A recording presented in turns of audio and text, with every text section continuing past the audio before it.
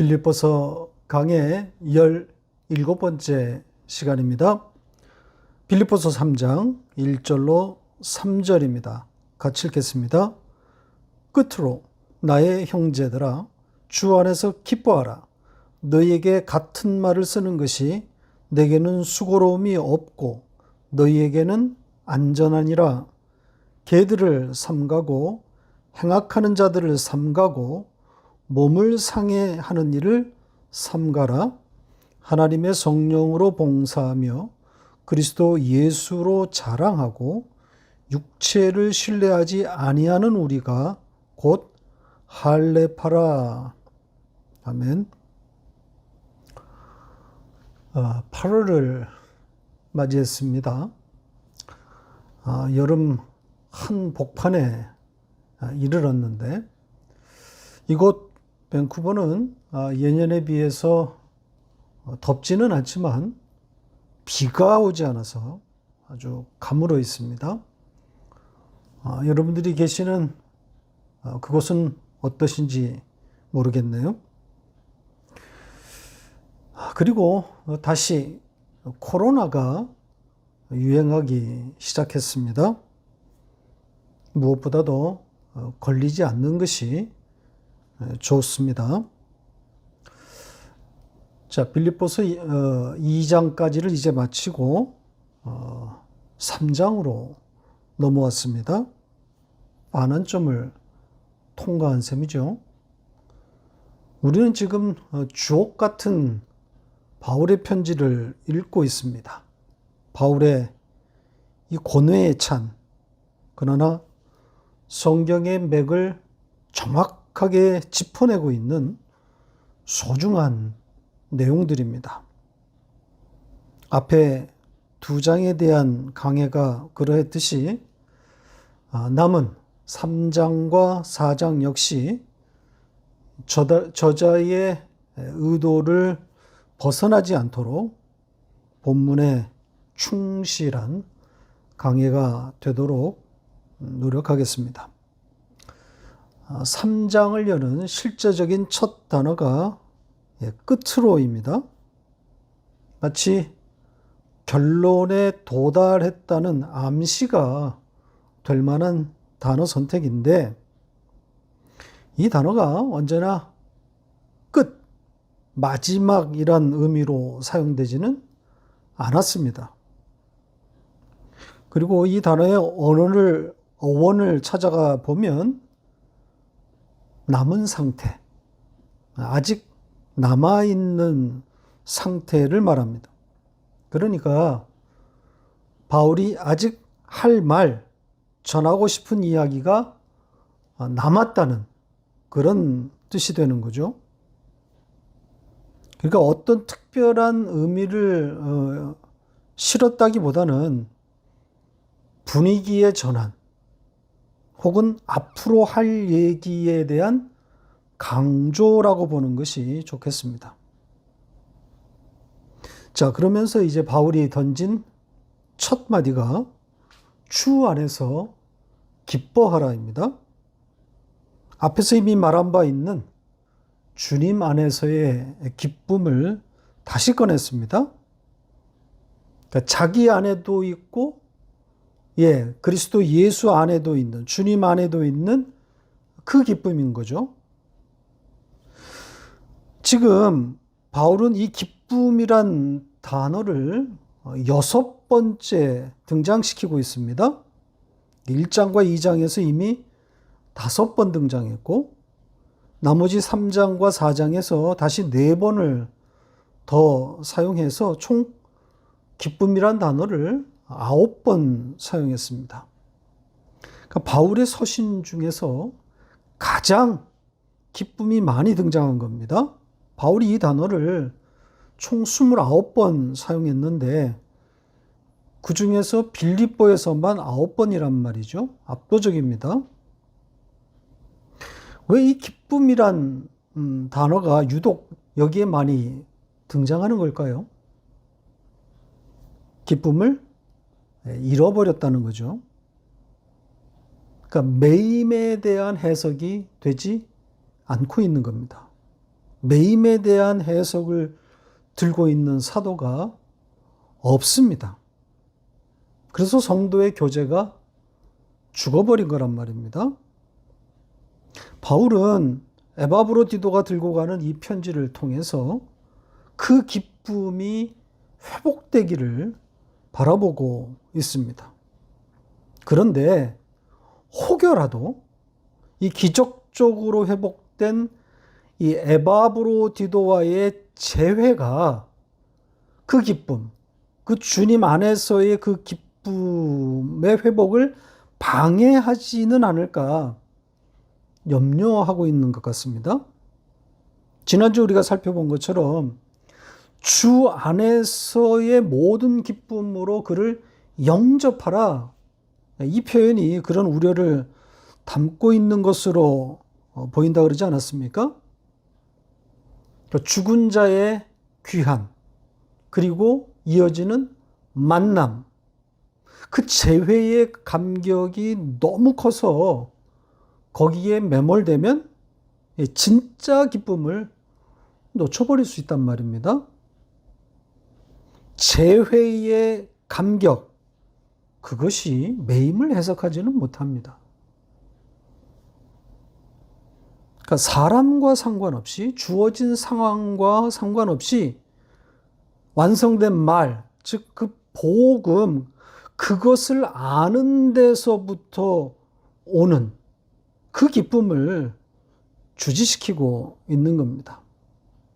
그러니까 에바브로디도와의 재회가 빌립보 교회에게 큰 감격과 또 전환의 계기가 될 수는 있겠지만 그 자체가 복음을 해석한, 그 매임을 해석하는 능력은 아니란 말이죠. 제가 지금 이 부분을 가지고 집요하게 반복적으로 말씀드리는 이유는 저의 짧지 않은 목회 경험 때문입니다. 그 교인들로 하여금 말씀이 일하도록, 성도들 안에서 말씀이 일하도록 목회자는 빠져야 하는데 사실 목회 현장은 그 반대란 말이죠. 말씀이 일해야 할 자리에 목회자가 앉아 있단 말입니다. 목사는 설교가 됐든 신방이 됐든 상담이 됐든 말씀에다 그 사람을 맡겨야 하는데 선의가 됐든 의도적이든 자기가 그 사람을 책임지려 하려는 경향을 갖습니다. 그러다 보니 교인들이 말씀에 기대는 것이 아니라 목사를 의지하게 되는 겁니다.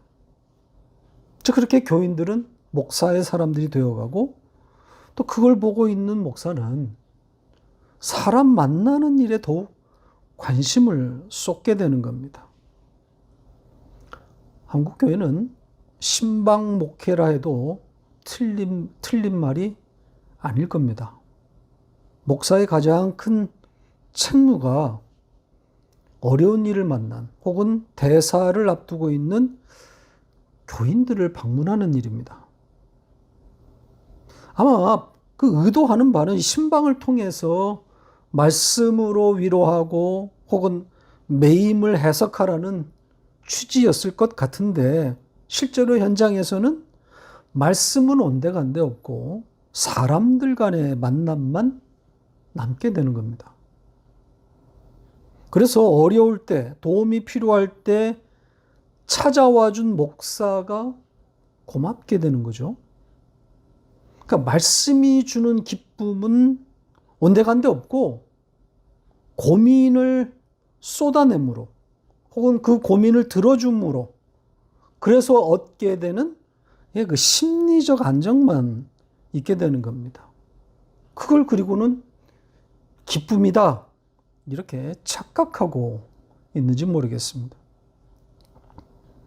제가 안산의 모 교회에서 부교육자 생활을 할 때 가장 힘든 일 두 가지가 있었는데 하나는 매일 새벽 기도하는 일이었고요. 또 하나는 출근해서 하루 신방 횟수를 채우는 일이었습니다. 매일 신방 보고서를 작성해야 했는데 목사는 최소 하루 5번, 여전도사는 10번. 그러니까 신방을 그렇게 채워야 하는 겁니다. 담임 목사가 개척할 때부터 그렇게 교인을 관리해 왔기 때문에 부교육자들에게도 그대로 요구한 거죠.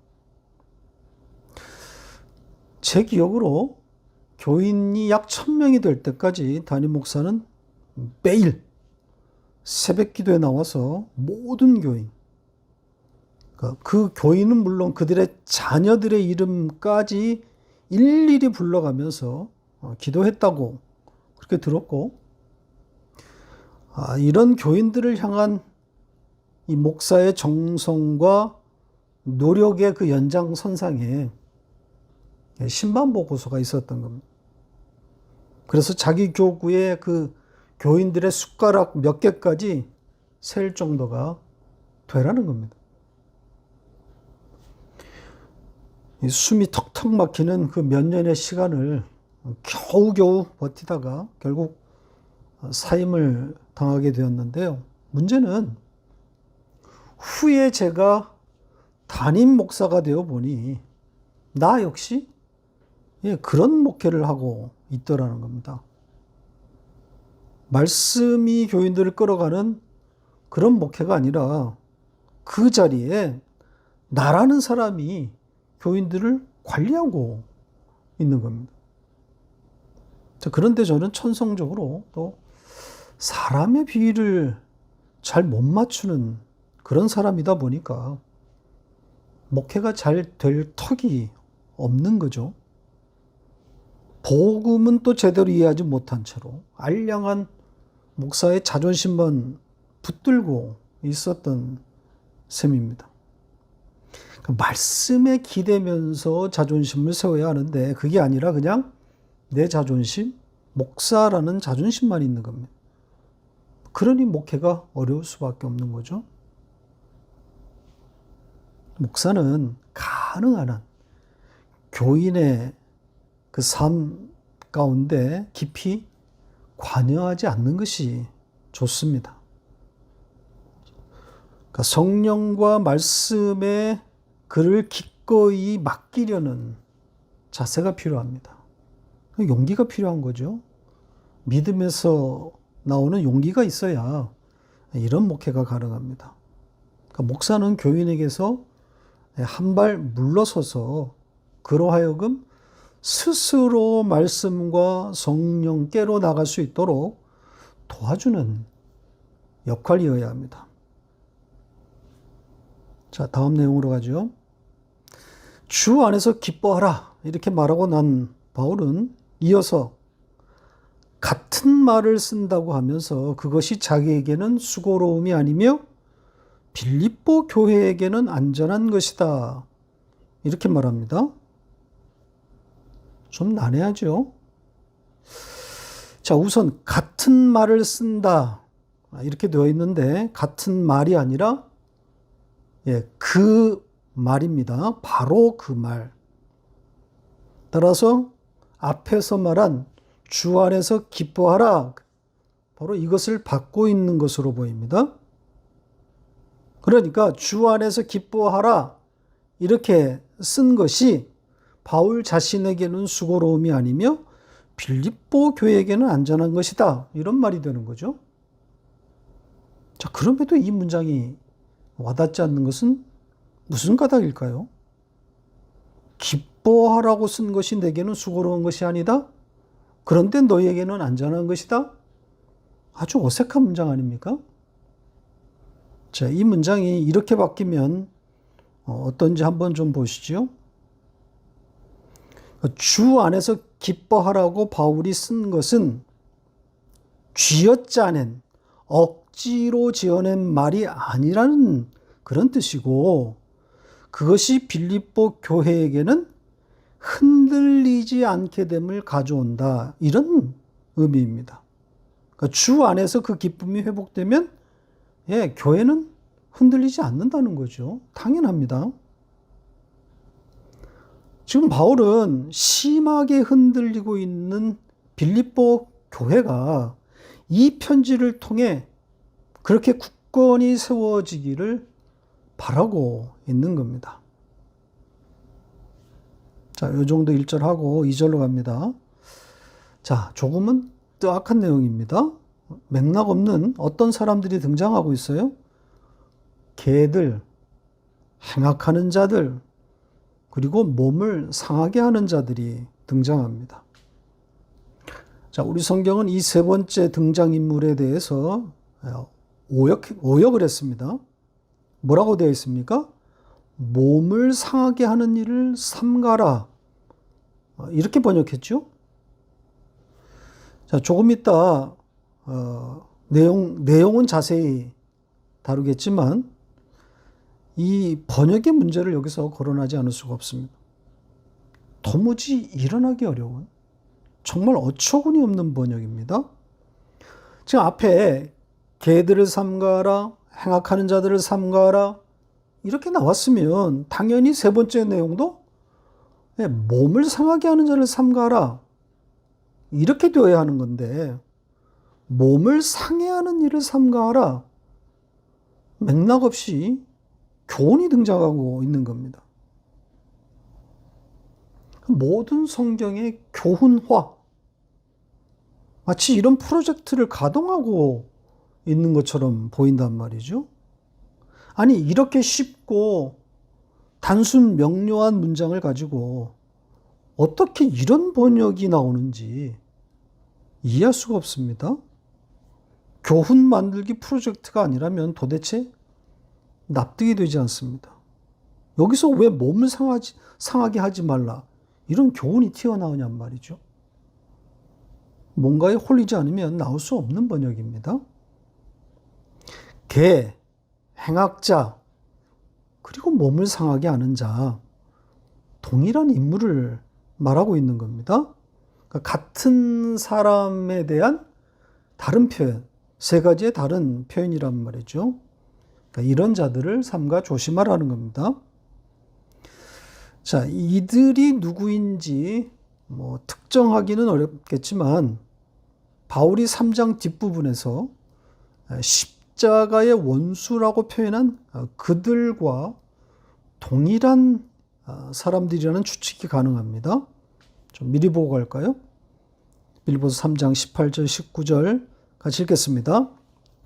내가 여러 번 너에게 말하였거니와 이제도 눈물을 흘리며 말하노니 여러 사람들이 그리스도의 십자가의 원수로 행하느니라. 그들의 마침은 멸망이요 그들의 신은 배요 그 영광은 그들의 부끄러움에 있고 땅의 일을 생각하는 자라. 자, 여기에 그리스도의 십자가의 원수 이렇게 표현된 이들은 교회 내부에 있다는 냄새가 확 풍기지 않습니까? 좀 눈물을 흘리고 말한다는 이 바울의 표현으로 볼 때 이 십자가의 원수는 바울이 전하는 복음을 들었는데 그래서 빌립보 교회의 일원이었던 사람들인데 지금은 십자가의 원수가 되었다. 자, 이런 맥락으로 보인단 말이죠. 자, 그렇게 복음을 들었던 자들이 유사복음에 넘어간 것으로 보입니다. 아마도 이들은 율법주의 이 예루살렘의 유력자들을 뒷배 삼아서 빌립보 교회를 난도질하고 있는 것 같습니다. 자, 이들을 바울은 개, 행악자, 몸을 상하게 하는 자 이렇게 표현했습니다. 개는 대부분의 언어에서 아주 나쁜 뜻으로 비유됩니다. 우리말에서도 개는 저질, 사람 같지 않음 이럴 때 쓰지 않습니까? 헬라에서도 그렇습니다. 신약 성경에 이 단어가 5번 등장하는데 거지 나사로 에피소드를 제외하고는 나머지 모두 부정적으로 사용되었습니다. 자, 그리고 이 두 번째의 그 행악하는 자들 이렇게 번역된 두 번째 표현도 바로 잡아야 합니다. 행악, 악을 행한다는 그런 말이잖아요. 그런데 그게 아니라 악한 일꾼, 이게 맞습니다. 악한 일꾼. 뜻이 비슷하다고 해도 번역자는 원문대로 번역해야 합니다. 그리고 세 번째 표현인 몸을 상하게 하는 자. 자, 여기에 대해서는 좀 더 설명을 드리겠습니다. 이 단어가 성경에 딱 한 번, 여기에만 사용되었는데, 따라서 용례가 없는 거죠. 합성어인데, 자르다가 주뜻입니다. 그래서 절단, 제거, 이런 뜻으로 사용됩니다. 자, 그걸 우리 성경은 몸을 상하게 한다, 이렇게 본 거죠. 자, 왜 이런 표현이 등장했을까요? 바울이 왜 이런 단어를 썼을까요? 우리 성경처럼 이 개 같은 이 악한 일꾼들이 자기 몸을 상해하고 있다는 걸까요? 마치 엘리야 시대 때 바울 선지자들이 자기 몸을 상하게 하면서 그들의 신을 불렀던 그런 방식으로 하나님을 섬기고 있다는 말일까요?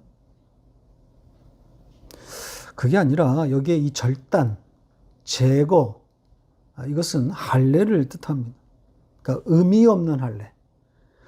마음에서의 할례가 아닌 율법에 갇힌 그런 할례를 말하고 있는 겁니다. 그래서 바울은 이어진 다음 문장에서 진정한 할례자는 바로 우리다, 이런 표현을 쓴 겁니다. 따라서 이들은 유사복음의 그 율법주의자들이라고 하는 것이 점점 명백해지고 있는 겁니다. 그러니까 이들에게는 할례를 받았느냐 받지 않았느냐가 정말 중요한 관심사인 거죠. 구원이 왔다 갔다 하는 주제란 말입니다. 할례 없이는 구원이 있을 수가 없단 말이죠. 자, 이 할례주의자들, 할례파, 이 율법주의자들을 표현하기 위해서 바울이 신조어를 만든 겁니다. 절단하는 자, 제거하는 자. 어찌 보면 조롱하고 있는 거죠. 그러니까 개 같은 자들이나 하는 것이다, 이런 뜻이라고 보면 됩니다. 그리고 이 세 가지 표현 모두 그 정관사 이것을 다 붙여놔서 특정시켰습니다. 그 개들, 그 악한 일꾼들, 그 할례자들. 그러니까 독자로 하여금 너희가 아는 바로 그놈들이야, 이런 의미를 전달하고 있는 겁니다.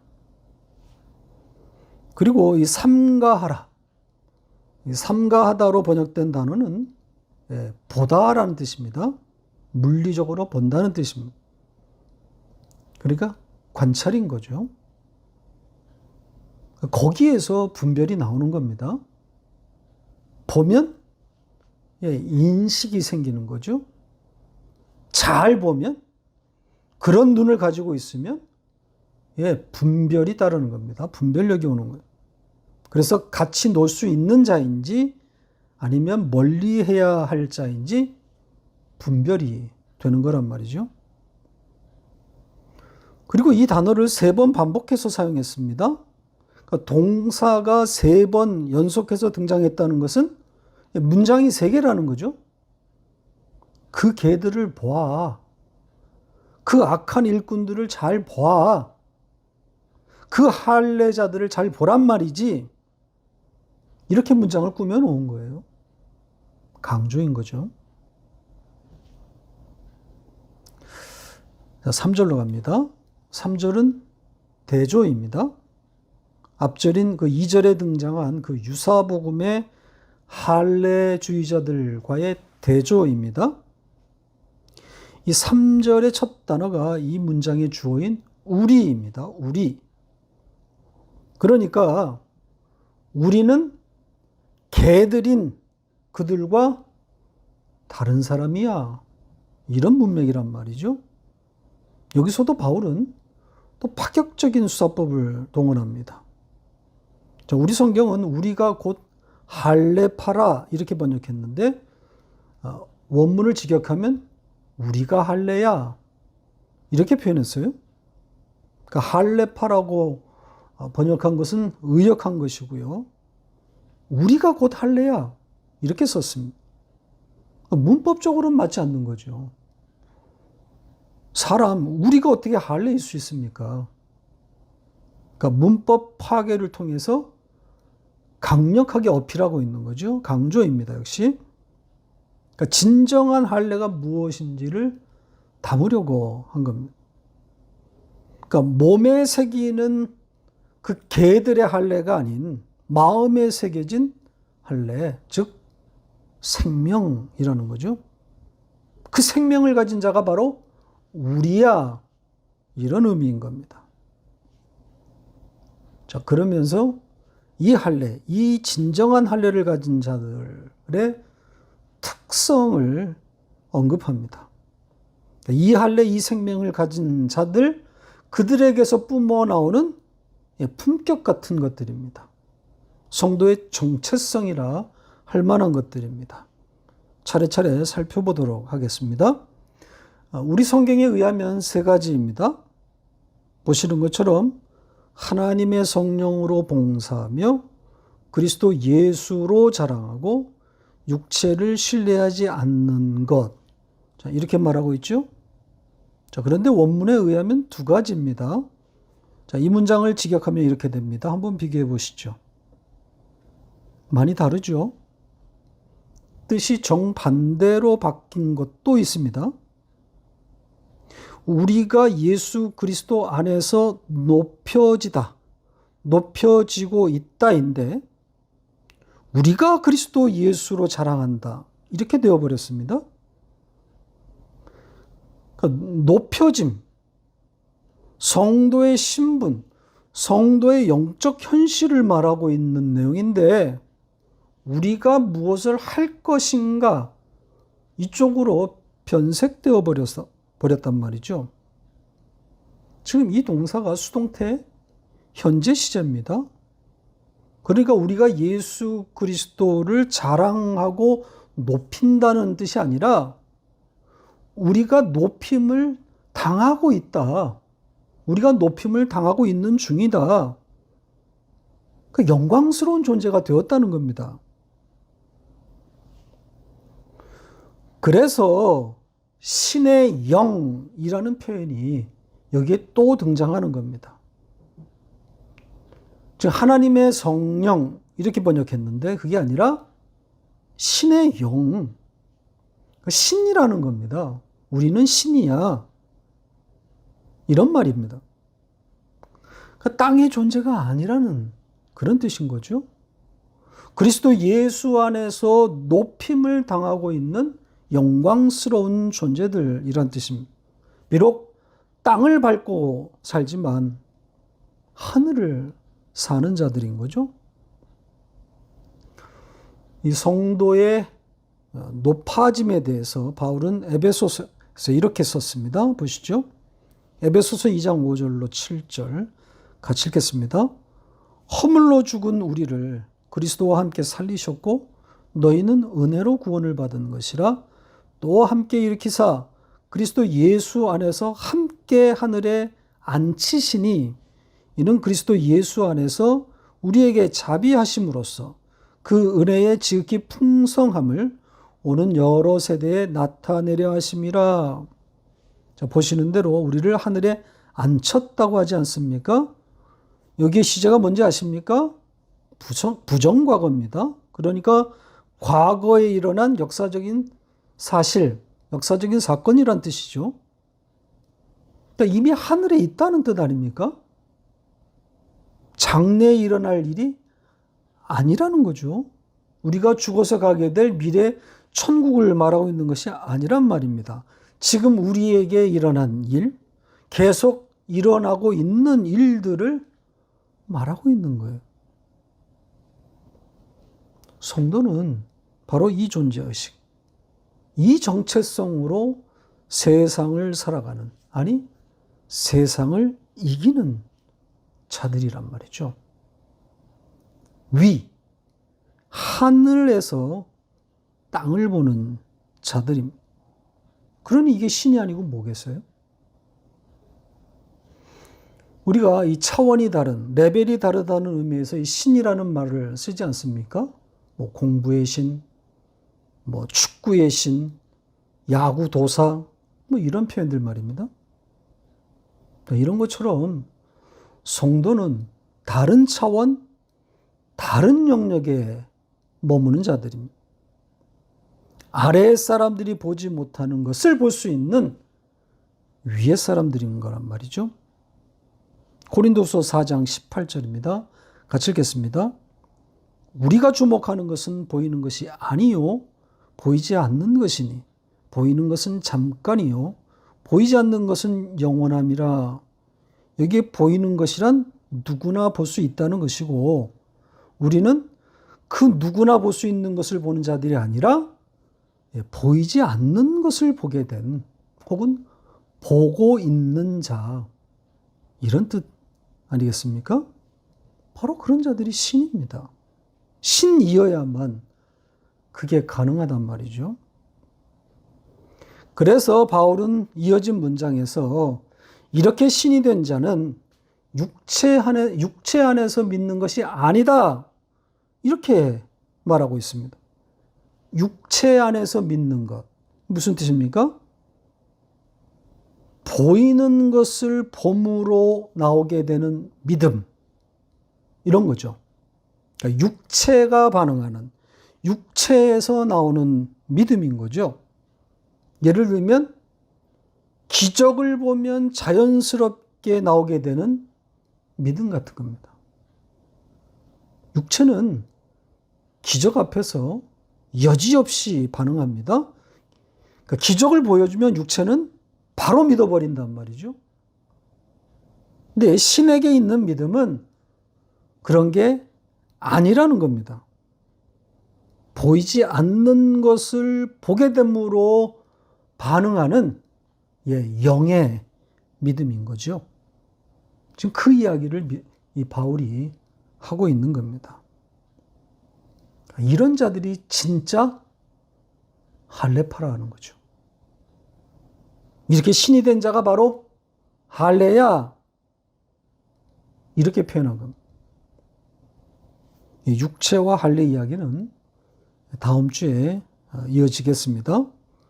다음 주에 다룰 주제가 바로, 본문이 바로 이 주제를 다루고 있기 때문입니다. 자, 말씀을 맺겠습니다. 여러분, 손오공과 삼장법사 이야기 아시죠? 이 여의봉을 가지고 이 신출귀몰한 재능을 가진 이 손오공이 천하를 호령하고 금세 장악할 것 같지만 삼장법사의 손바닥에서 놀고 있는 거란 말이죠. 오늘날의 교회가 이 손오공을 꿈꾸고 있다는 생각을 합니다. 세상을 호령하고 싶은 거죠. 교세를 확장해서 세상을 장악하고 싶어 하는 겁니다. 자기 이름을 내려고 하는 거죠. 그런데 삼장법사의 생각은 다른 데가 있어요. 손오공이 이해할 수 없는 전혀 다른 세계에 있단 말이죠. 이 삼장법사의 자리, 그의 생각, 거기가 우리가 있어야 할 자리라는 그런 생각을 해보게 됩니다. 우리는 올려진, 높여진 사람들이란 말이죠. 따라서 세상을 내려다보는 위치에 있는 거란 말이죠. 위의 생각, 하늘의 것으로 아래의 것들을 해석할 수 있게 된 자들입니다. 이 해석이 가능할 때, 이 해석이 될 때 세상을 이기는 거란 말입니다. 경쟁으로 이기는 것이 아니라 해석으로 이기는 겁니다. 경쟁이 아니라 해석입니다.